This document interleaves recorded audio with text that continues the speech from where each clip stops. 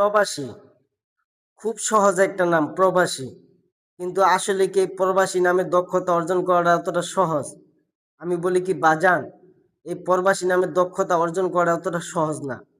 এই দক্ষতা অর্জন করতে হলে এই বিদেশের মাটিতে তোমার জীবন, যৌবন, সুখ, আহ্লাদ যা কিছু আছে সব শেষ করে দিতে হবে।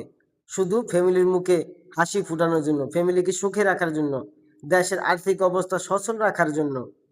ঠিক ওই প্রবাসী নামের মানুষটা যদি বিদেশের মাটিতে মারা যায় না, তখনই তার নিজের দেশে যাওয়ার জন্য, নিজের মাতৃভূমিতে জন্মভূমিতে যাওয়ার জন্য অনেক হয়রানির শিকার হতে হয়, অনেক ঝামেলা পোহাতে হয়। এই প্রবাসী নামের মানুষটা এরকম চায় না, এই হয়রানি চায় না, ঝামেলা চায় না। তাদের দিকে একটু মানবতার দৃষ্টিতে তাকান, তাদের ফ্যামিলির কাছে ভালোভাবে পৌঁছায় দেন, এইটাই চায়।